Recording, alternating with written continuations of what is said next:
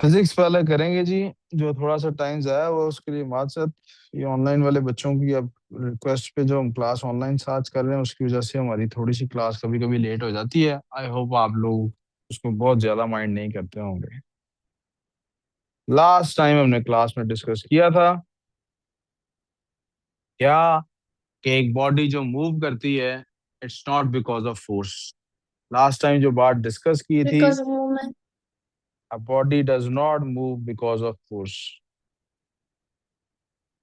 A body does not move। उत्तर इधर काम पे तो ध्यान आप चाहिए इस तरफ। A body does not move because of force। Body force की वजह से मूव नहीं करती। Force is an acceleration causing agent। Force जो है ये एक्सलेशन कॉज करने वाली एक एजेंट है। या दूसरे लफ्जों में जो फोर्स है, फोर्स इज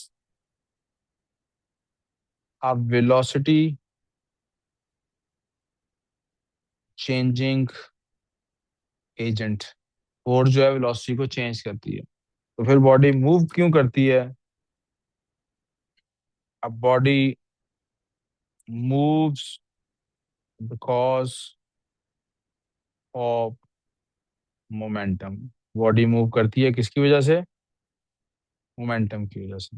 कुछ बेसिक्स मोमेंटम के मैंने कल बताए थे, मैं उन्हीं बेसिक्स से आगे दोबारा से काम शुरू करने वाला हूँ। इसमें ये लिखना है कुछ आपने? एजेंट।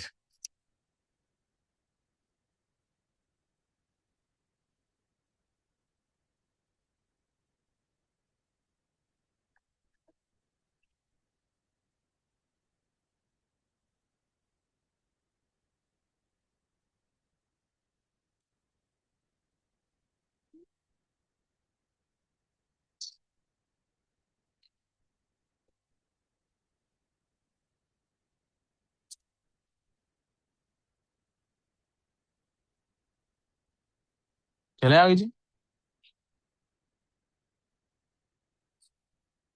हम्म जल्दी लिख लें क्योंकि असल टॉपिक तो अभी मैंने शुरू करना है, तो मैंने कल की बात से कनेक्ट, गुज़िश्ता लेक्चर की बात से कनेक्ट करता हूँ अभी तो।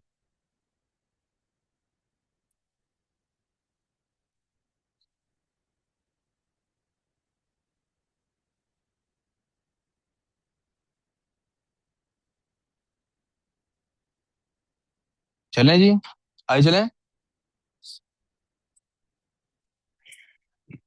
लास्ट क्लास में हमने Yes. ये बात भी अब पीछे से थोड़ी सी रिपीट हो रही है। लास्ट क्लास में हमने एक और चीज बेटे की थी, एंड दैट वाज, हमने ये डिटरमिन कर लिया था कि मोमेंटम एक फिजिकल क्वांटिटी है। और हमने कहा था it is a physical quantity.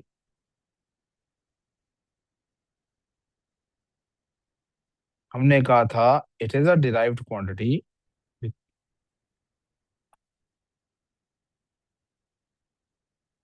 और हमने कहा था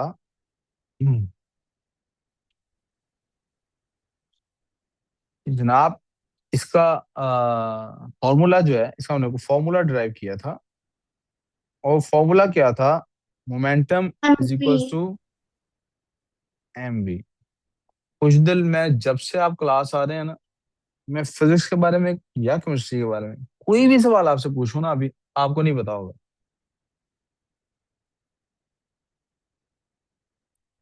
योर फादर रोइंड यू, मैं बिल्कुल कैटेगोरिकली बता रहा हूँ। Last year your father रोइंड you when he got you admitted here. Because, और मुझे भी अभी रियलाइज हो रहा है, बिकॉज ना चाहते हुए he gave you a message, तुम किसी स्कूल में नहीं पढ़ोगे, हम तुम्हारा स्कूल बदल देंगे। एंड यू आर डेफिनेटली, मैं बता रहा हूँ, you and your father both are waiting for your result. मैं आज सबके सामने आपको बता रहा हूँ, आप इसलिए नहीं पढ़ते, यू नो, रिजल्ट आएगा तो डिसाइड करेंगे हमने क्या करना है। एंड यू थिंक कि मई जून में फिर मैं वही काम करूंगा पिछले साल वाला, मई जून की बजाय कहीं और जाके अक्टूबर नवंबर के लिए थे। उतर मेरे तो अलावा कोई साइंस नहीं अक्टूबर नवंबर च पढ़ाता। पूरे पिंडी इस्लामाबाद में कोई अक्टूबर नवंबर का सेशन साइंस का नहीं लेता। सर हम आज से शुरू करें, उधर चला जी।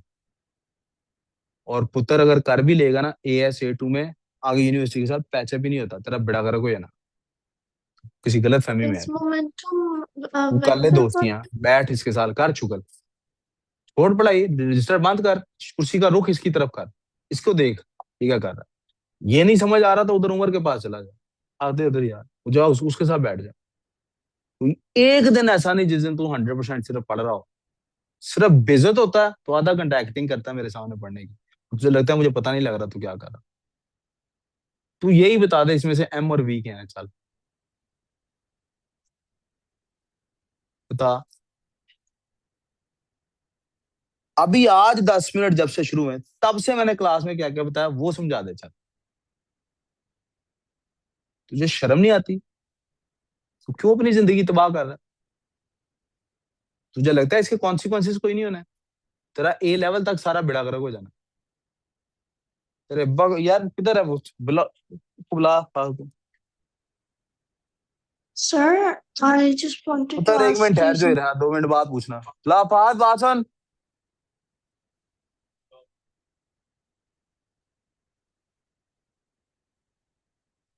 सर को क्या इसके अब्बू को बुलाओ यार, इसका बेड़ा गर्क हो रहा है यार।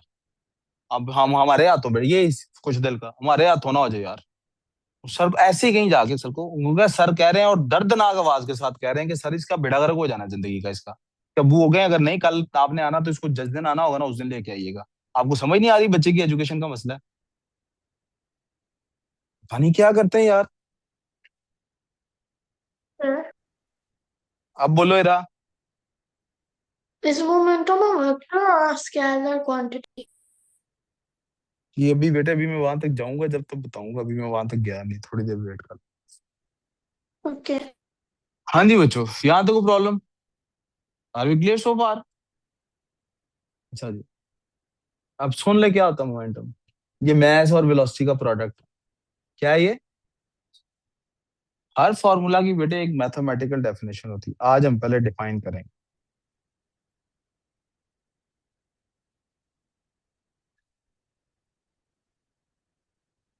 इसकी मैथमेटिकल डेफिनेशन क्या है?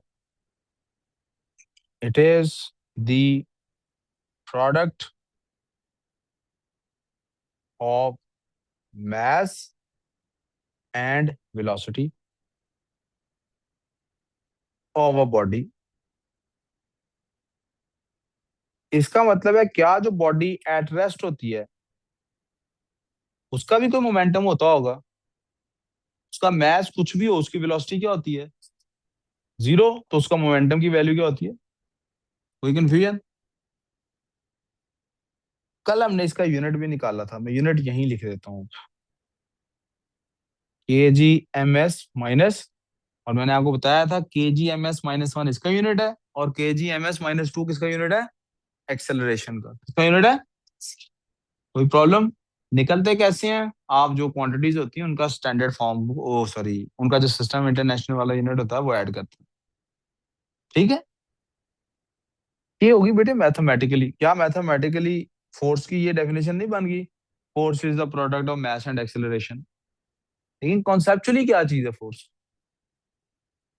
कोई एजेंट है जो एक्सेलरेशन कॉज करता है। कॉन्सेप्चुअली क्या है? It is an agent that causes acceleration. यहाँ तक प्रॉब्लम?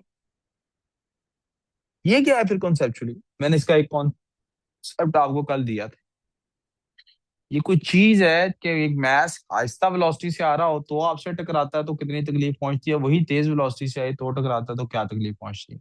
यहाँ रिवर्स कर लेते हैं, वेलोसिटी दो मैसेज की सेम कर देते हैं, मैस की क्वांटिटी बढ़ा चढ़ा देते हैं। हाथी आपसे 5 की स्पीड से आगे टकराए या चुंडी आगे टकराए फर्क पड़ेगा ना? तो ये कोई चीज तो ये है, मोमेंटम इज समथिंग, है क्या?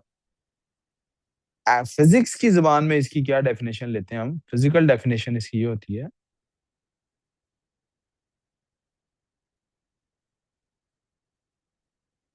It is the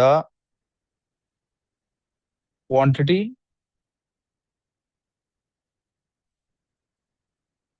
of motion in a body. अब याद रखिएगा, मैंने क्वांटिटी ऑफ वेलोसिटी नहीं कहा इन अ बॉडी, क्योंकि वेलोसिटी दो बॉडीज की सेम हो सकती है, उसके बावजूद उनका मोमेंटम डिफरेंट होगा। हम उसकी एग्जांपल अभी ले चुके एक पेन दे दे यार इसको कोई बंदा दारा। हम ये बात कर बहुत अच्छा दोस्त, ऐसे दोस्त होते हैं।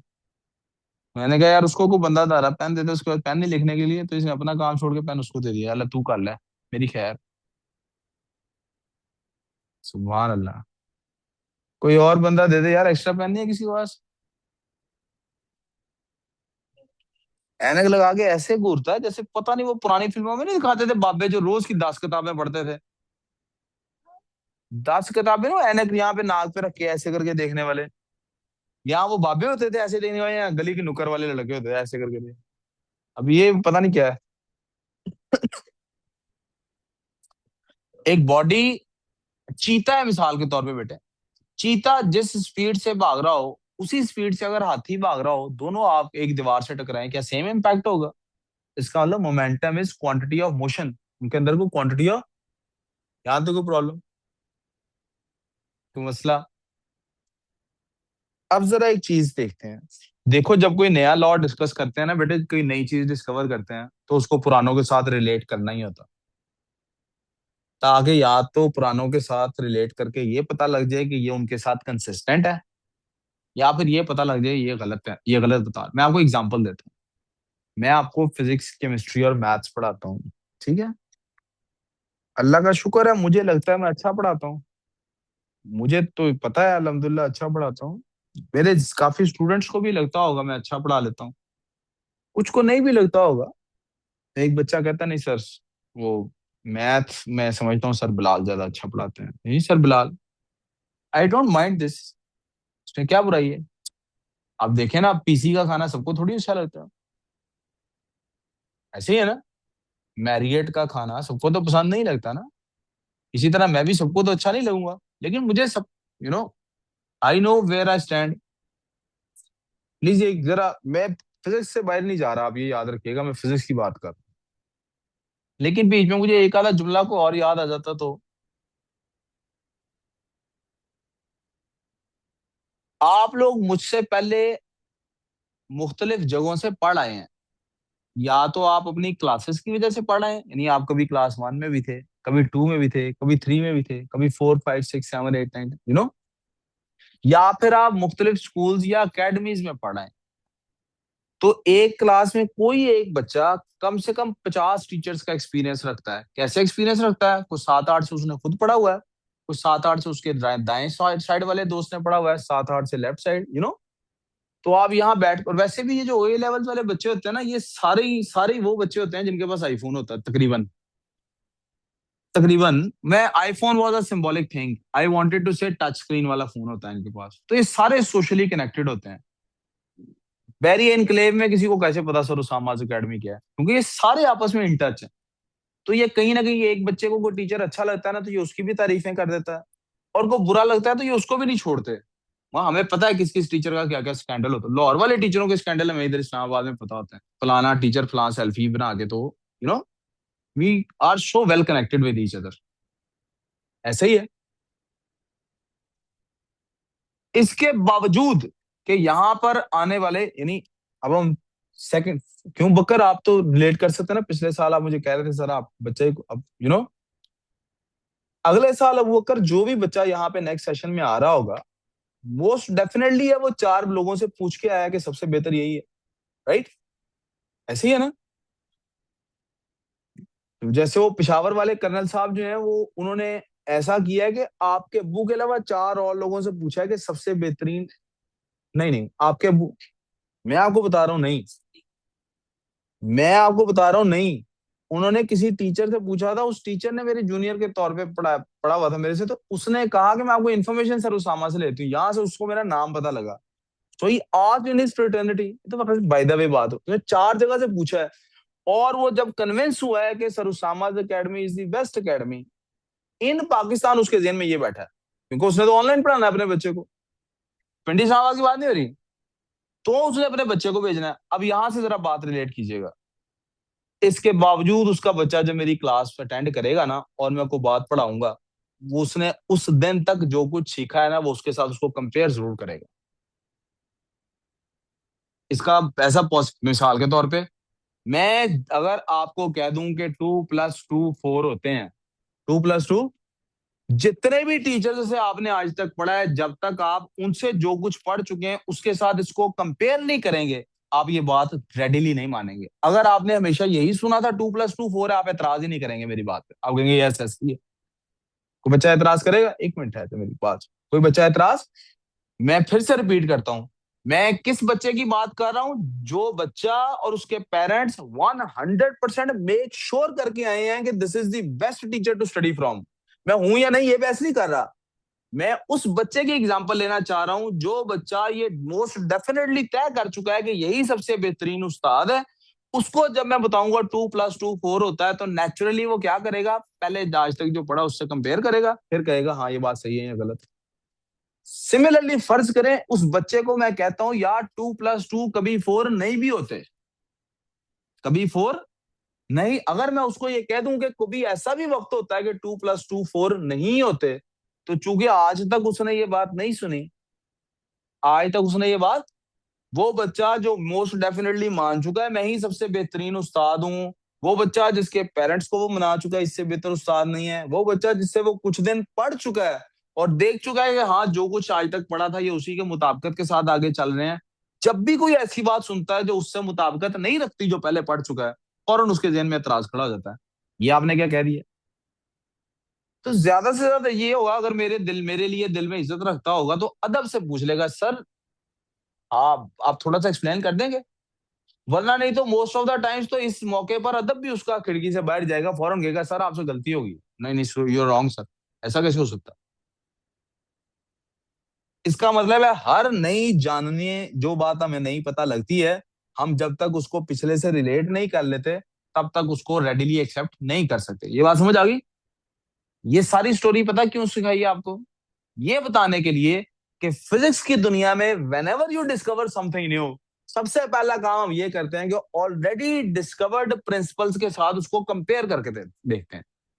अगर वो पुराने प्रिंसिपल्स के साथ कोरिलेट कर जाए तो हम उसको एक्सेप्ट कर लेते हैं, अगर ना करे तो फिर उसकी ज्यादा तेज स्क्रूटनी करते हैं ये देखने के लिए कि या तो ये हमें हमारी डिस्कवरी गलत है, हम ये गलत डिस्कवर करके बैठे हुए हैं, ये ठीक नहीं है, या फिर पीछे हमारी बेस में कोई मसला है, जैसे आजकल की दुनिया में क्वांटम फिजिक्स के साथ हो रहा है। जो कुछ न्यूटन ने डिस्कवर किया था, जब आइंस्टाइन आया, आइंस्टाइन ने उसके अगेंस्ट कुछ ऐसी बातें कर दी जो नहीं थी। हमने न्यूटन के लॉज पे पहले उनको अप्लाई करके देखा, फिर आइंस्टाइन की बातें जब कंसिस्टेंटली उसके साथ प्रूव हो गई, हमने उनको मान लिया।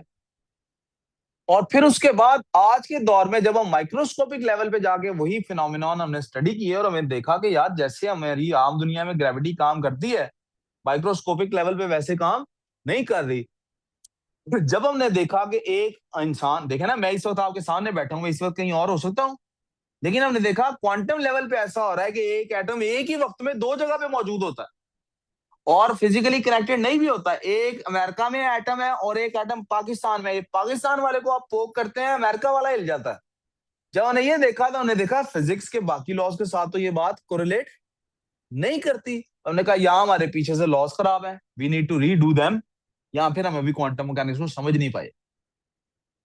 इसलिए ओ लेवल के बच्चे को उन्होंने क्या बंद कर दिया, यार तुम अभी पहले लॉस पढ़ो, छोड़ो आगे की बात नहीं अभी तुमने करनी, अभी तुमने आइंस्टाइन तक नहीं जाना, या आइंस्टाइन तक पहुंचना उसको भी क्रॉस। ए लेवल में थोड़ा सा तुम्हें आइंस्टाइन का तारुफ कराएंगे और ग्रेजुएशन में जाके तुम स्टडी करने आना यूनिवर्सिटी में, तो क्वांटम मैकेनिक्स का टीचर तुम्हें कहेगा कि क्वांटम मैकेनिक्स ना मुझे समझ आती है ना मुझसे पिछलों को समझ आती है, अब तो 200-400 बच्चे सामने बैठे हैं, आज से तुम्हें भी समझ नहीं आएगी। वाकई क्वांटम मैकेनिक्स के लेक्चर में टीचर पहले दिन, ये मैंने खुद सुना, हार्वर्ड में लेक्चर दे रहा है और पहले दिन वो लेक्चर ये देता है कि मुझे और मेरे पीयर्स को क्वांटम मैकेनिक्स की समझ, आई एम हैप्पी आज 400 और लोग ऐसे होंगे जिन्हें क्वांटम मैकेनिक्स की समझ नहीं आएगी। ओ लेवल में हमारा काम क्या है कि हमने क्वांटम मैकेनिक्स और मॉडर्न फिजिक्स को स्टडी, तो फिर इतनी सारी स्टोरी क्यों सुनाई? क्या आप ये याद रखें, मैंने आज तक जितने प्रिंसिपल्स बताए हैं पिछले प्रिंसिपल्स से रिलेट करके बताया है, आज एक नया प्रिंसिपल बताया। कौन सा? मोमेंटम। कौन सा? अब इसको भी पीछे रिलेट करके देखेंगे। अगर मोमेंटम बेटे equals to mass into velocity है, तो आप मुझे बताइए क्या किसी बॉडी की वेलोसिटी चेंज होती है कि नहीं होती है? वेलोसिटी चेंज होती है। यस। अगर किसी बॉडी की वेलोसिटी चेंज होती है तो मैं उसको एम डेल्टा वी लिख सकता हूं। अगर मैं उसको डेल्टा वी लिख सकता हूं तो कैन आई से कि मोमेंटम, जब पहले इसको M into V minus U भी लिख सकता हूं। क्या मैं इसको momentum equals to M V minus M U लिख सकता हूं? जब मैं ये सब लिख सकता हूं तो क्या मैं ये कह सकता हूं कि यहां पर इस पॉइंट पर मोमेंटम की वैल्यू कुछ और थी और इस पॉइंट पर मोमेंटम की वैल्यू कुछ और है? यानी पहले उसकी मोमेंटम की वैल्यू कुछ और थी और अब मोमेंटम की वैल्यू, क्योंकि अगर उसकी वेलोसिटी चेंज हुई है तो उसके मोमेंटम में भी चेंज आया है। तो इस पार्ट को क्या मैं ऐसे कह सकता हूं? क्या मैं यहां भी डेल्टा का साइन लगा सकता हूं? यस। अगर मैं यहां डेल्टा का साइन लगा सकता हूं तो मैं इसको इस तरह से लिखूं, इस तरह से लिखूं या इस तरह से लिखूं। ये जो पार्ट है बेटे डेल्टा पी, इसके लिए मैंने एक नई टर्मिनोलॉजी फिजिक्स में लिखी हुई है and that is impulse. That is impulse का सिंबल होता है कैपिटल आई। और इम्पल्स क्या चीज है? It is basically change in momentum. ये क्या है? चेंज इन मोमेंटम है। ये क्या है? चेंज इन मोमेंटम है। और इम्पल्स का यूनिट वही यूनिट होगा जो मोमेंटम का है, विच इज के जी एम एस माइनस। वो मसला, इम्पल्स सिर्फ डेल्टा पी की जगह एक सिंबल है। अब अबू बकर आप सवाल पूछ रहे हैं।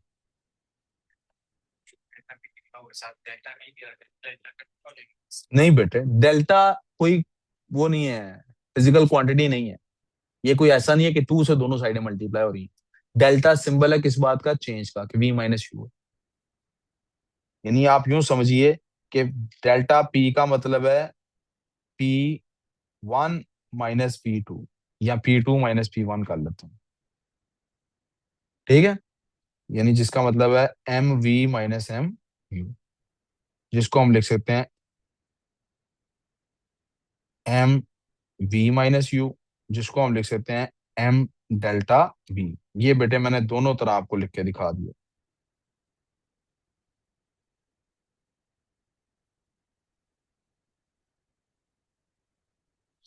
और इसके लिए एक दूसरा नाम क्या बन गया बेटे? इम्पल्स। क्या नाम बन गया बेटे?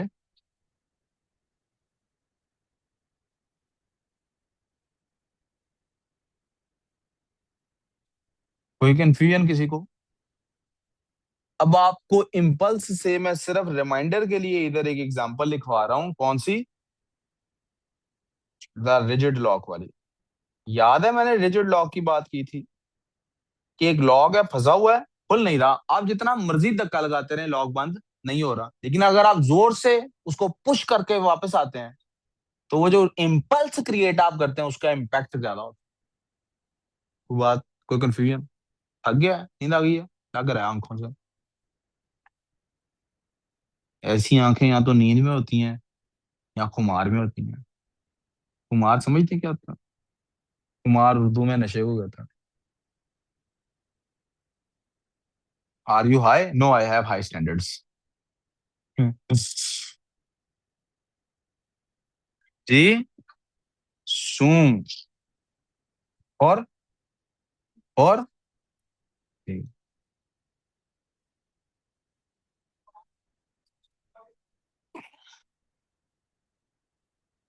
अब अगर मोमेंटम की ये बात पता लग गई है तो इसको पिछले कॉन्सेप्ट से क्यों रिलेट करना है? मतलब मैंने वो जो पिछली स्टोरी सुनाई वो क्या?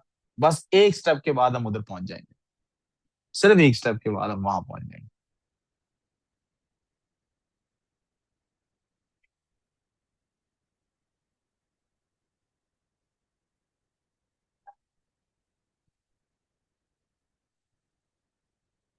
आपको पता है ना, आपका इधर नहीं ध्यान, थोड़ा थोड़ा सा।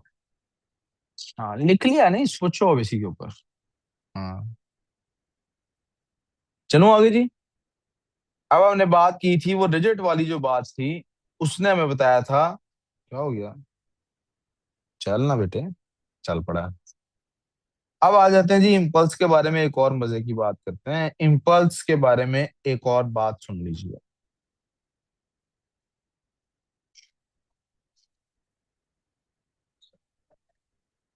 हमने कहा इम्पल्स जो होती है that is equal to delta P, यानी कि change in momentum, which is equal to M V minus, sorry, M delta we.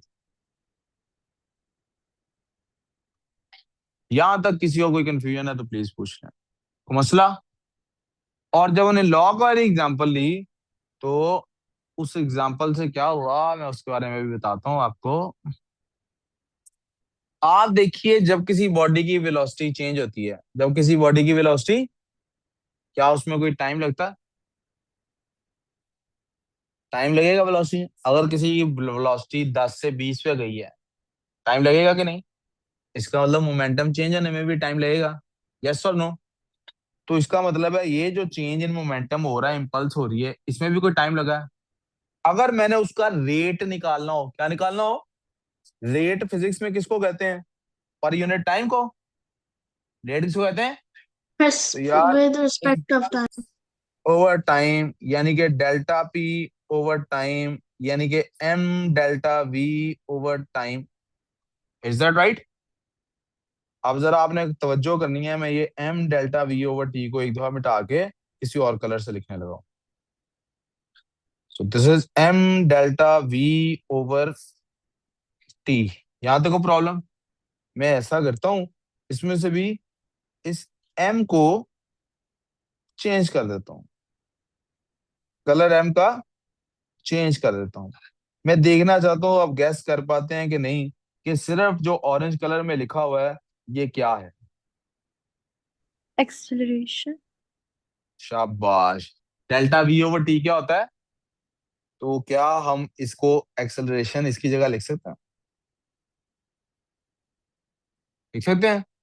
अब आपने मुझे बताना है, ये जरा ब्लू कलर से देख लेते हैं, ये जो एम ए है ये किसके फॉर्मूले में आता था? Force. Force. यस। अब जरा देखते हैं, क्या ये अंकल न्यूटन का लॉ नहीं बन गया? तो हमारे पास यहां से लेके यहां तक की क्या बन गया? एन से सेकंड लॉ लिख दूं? अब किसी को क्या पता एन से क्या मुराद है ना? स्लिम शेडी, शेडी स्लिम है कि स्लिम शेडी है? स्लिमी शेड, स्लाइमी शेड, यार ये सही नाम है, slimy shade, you are slimy shade. ये कहता था मैं स्लिम शेडी हूँ। क्या नया प्रिंसिपल पुराने के साथ रिलेट कर पाया? इस भाई की वजह से आप देखिए, रुक जाओ 2 मिनट। नहीं, आप देखे ना ये, देखो ये इसने खुद तो इसने पेपर नहीं देना, इसने आपका भी ध्यान थोड़ी देर के लिए इधर उधर किया है ना, तो आपको तो नहीं पता लगेगा मैं क्या कर रहा हूँ। और आप पेपर में सिर्फ सोच रही होगी ये सवाल तो सर ने सॉल्व करना सिखाया नहीं, सवाल के पीछे कॉन्सेप्ट होगा, जो सवाल मैंने नहीं कराना वो पेपर में आना ही नहीं है। पेपर में तो नहीं सवाल आना हर दफा, इसको कैप्चर करना ना आप। तो जरा आप गौर करना, क्या गौर करना है? हमें पता लगा है कि F is equal to M A जो होता है उसको हम ऐसे भी लिख सकते हैं, कैसे? M delta V over T, या फिर उसको हम ऐसे भी लिख सकते हैं, delta P over T. Right और रॉन्ग? राइट। ये जो एफ है, बेटे ना करो, इसको अब इससे नोट कर लें, तो आपको मैं एक न्यू डेफिनेशन ऑफ फोर्स दे रहा हूं। और आज के जमाने में, हाजिर दौर में, आईजीसीएसई या ओ लेवल के बच्चे के लिए दिस इज द बेस्ट और most accurate definition of force. It is the rate of change in momentum. क्योंकि आप सिर्फ यही वो चीज है जिसमें आप फोर्स को इन एक्शन देख सकते हैं। एफ नेट की बात हो रही है by the way, net force की बात हो रही है। It is the rate of change in momentum. ये क्या है? Rate of change in delta P over T. Delta P over, यहां तो प्रॉब्लम, एक और चीज इसमें से निकल आ सकती है, क्या मैं कह सकता हूं इस बात को, क्या मैं ऐसे लिख सकता हूं? देखिएगा please, can I write F is equal to delta P over T? ऊपर भी तो ये लिखा है ना, लिखा है ना? क्या मैं मैथमेटिकली इस टी को उठा के एफ से मल्टीप्लाई कर सकता हूँ? Yes, can I write F T is equal to delta P? Yes. And do you remember delta P किसके इक्वल था? हाँ जी, डेल्टा चेंज इन मोमेंटम क्या होता है? What Sir, is change in M momentum? delta V. What is, Impulse no का I am not बेटा। Asking for the formula, I am asking for the physical quantity. हाँ जी, अभी मैंने थोड़ी देर पहले ही बताया डेल्टा पी क्या होता है। हाँ, It, it तो is delta the P product होता of है, mass and velocity of the नहीं body. बेटे नहीं रहा, प्लीज नहीं, रहा। डेल्टा पी क्या होता है? इम्पल्स। क्या होता है? सो इधर से यहाँ पे आई लिखा जा सकता है। क्या इन दोनों को एक दूसरे के सामने लाया जा सकता है और ये कहा जा सकता है कि force times T, force into T is also mathematically equal to impulse? क्या force times T equals to impulse बनता है या नहीं? Hence Yes. इम्पल्स का फॉर्मूला नंबर 2 आपके लिए। Yes. इम्पल्स के आपके पास, मैं टॉपिक मेरा इम्पल्स था, तो इम्पल्स के मैंने आपके पास दो फॉर्मूलाज बना दिए हैं। मैं चाहूंगा उन दोनों को हाईलाइट कर लिया जाए। मैं ऑरेंज कलर से दोनों को हाईलाइट आपके सामने कर देता हूँ। एक ये इम्पल्स था और एक, और इसमें से एक बहुत क्रूशल फॉर्मूला कौन सा निकला उसको मैं बेटे हाईलाइट कर रहा हूँ ऑरेंज ब्लू कलर से। The one of the most crucial formulas here is F into, बल्कि यहाँ लिख देते हैं, F is equal to delta P over T, या फिर F is equal to I over T. Are we good so far? जी, अब zoom इन कर देते हैं, अब आप लिख लें। जी बेटे, हाँ दे देता हूँ बिल्कुल। ये यहाँ से बेटे फिजिक्स का कोई सवाल नहीं है तो बॉयज सिर्फ 5 मिनट की ब्रेक करके आनी है, ठीक है? गर्ल्स काम अपना कंप्लीट कर लें, रिकॉर्डिंग बस बंद कर दो।